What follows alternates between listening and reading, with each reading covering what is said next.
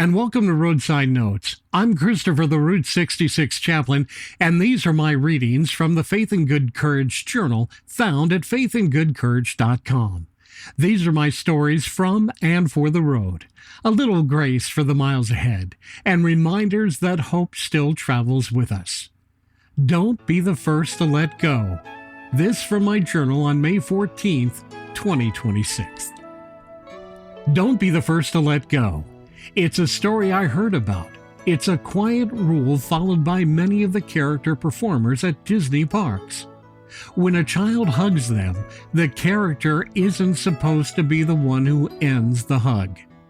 The child decides when it's over. Whether it's an official policy or just something passed along between performers, it really doesn't matter to me. What stayed with me was the heart behind it. You never know how much that child might need that hug.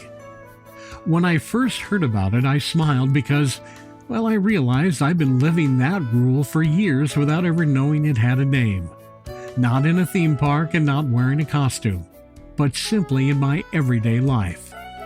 Over the years, I've had people hug me after weddings, after quiet conversations, and after moments that seemed ordinary at the time, but meant something much deeper to them. Sometimes the hug lasts longer than expected.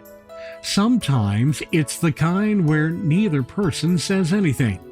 Two people simply stand there while the world keeps moving around them. My instinct has always been the same. Don't be the first to let go. You see, life moves fast, and most of us have learned to keep pace with it. Conversations get shortened.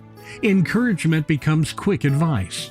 Kindness turns into passing gestures before we rush on to the next responsibility waiting for us. We pat someone on their back, say something polite, and move on before the moment has a chance to breathe. But every now and then, someone needs a little more time. Sometimes they need someone to listen a little bit longer. Sometimes they need a moment where they don't feel rushed or dismissed. Sometimes they just need to know that in a brief moment in that one specific day, they truly matter. That simple Disney hug idea suddenly feels bigger when you think about it in that way. A child doesn't always have the words to explain what they're feeling, but they know how to hold on. They know when they feel safe. And they know when they're ready to let go. Maybe adults are not all that different. I've started to notice how often the world pushes us away and pushes us to move quickly. Someone shares a concern and we give them a fast answer. Someone needs encouragement and we offer a short sentence meant to fix things. Someone is carrying something heavy and we give them a polite smile before returning to our very own schedule. But real kindness sometimes asks for something different. It asks for presence instead of speed. It asks for patience instead of solution. Staying a little longer can mean letting someone finish their story. It can mean allowing silence instead of filling it with advice. It can mean offering grace without trying to control the outcome. Moments like that rarely make headlines. They don't show up on a highlight reel and they rarely get applause. Yet those are often the moments people remember years later. They remember the person who stayed. The lesson behind Don't Be the First to Let Go isn't really about hugs at all.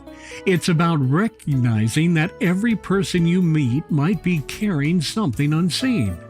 It's a worry, a disappointment, a quiet loneliness, or simply the exhaustion that comes with trying to keep up with life. When someone reaches out for connection, encouragement, or comfort, the most powerful response might simply be refusing to rush that moment. Stay a little longer.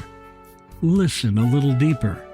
Let the conversation finish its natural course instead of forcing it to end, because you never really know what someone else is carrying when they reach out for a moment of kindness.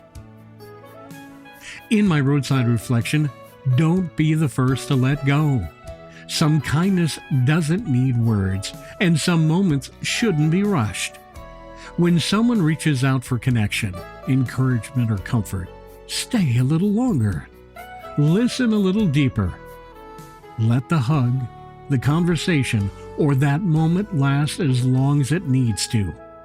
You never know how much someone may need that moment of grace. Travel well, my friends. Have faith and good courage.